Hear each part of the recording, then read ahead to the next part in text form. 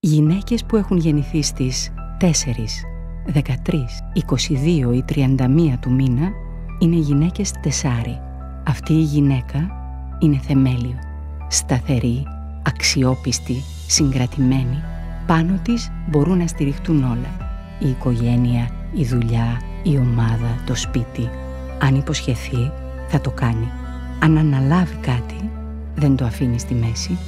Γύρω της υπάρχει τάξη, πρόγραμμα, λογική, σύστημα. Ακόμα κι αν μέσα της έχει καταιγίδα, απ' έξω όλα μοιάζουν υπό έλεγχο. Το σπίτι είναι καθαρό. Οι υποχρεώσεις γίνονται. Τα πάντα στη θέση τους. Έχει την ικανότητα να φέρνει δομή εκεί που οι άλλοι βλέπουν χάος. Να οργανώνει, να τακτοποιεί, να δημιουργεί σύστημα. Και αν χρειαστεί, μπορεί να συναρμολογήσει και έναν άντρα από την αρχή. Αλλά αυτή η δύναμη έχει και σκιά. Πολλές φορές γίνεται υπερβολικά σωστή. Δεν της επιτρέπει να κάνει λάθος, ούτε να χαλαρώσει, ούτε να είναι αυθόρμητη. Διαλέγει τη σταθερότητα ακόμα και όταν η ψυχή της ζητά αλλαγή. Στις σχέσεις της είναι πραγματικό στήριγμα. Μπορεί να φροντίσει, να κρατήσει χώρο, να δημιουργήσει θαλπορή, αλλά δίπλα σε ανθρώπους έντονους, χαοτικούς, μπορεί να χάσει το κέντρο της.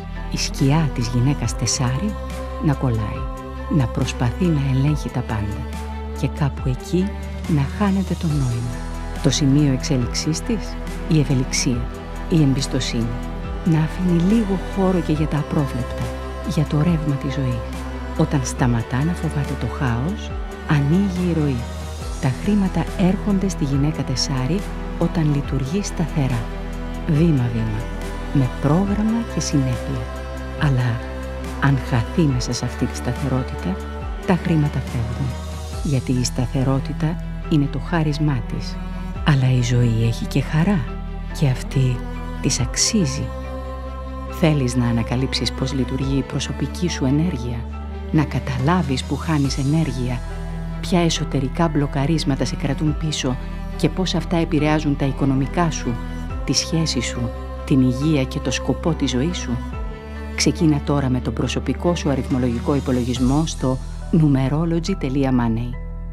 Και θυμήσου, τα χρήματά σου είναι η ενέργειά σου. Μην αφήνεις τα μπλοκαρίσματα να εμποδίζουν την επιτυχία σου. Ξεκλείδωσε σήμερα την ενέργεια της αυθονίας.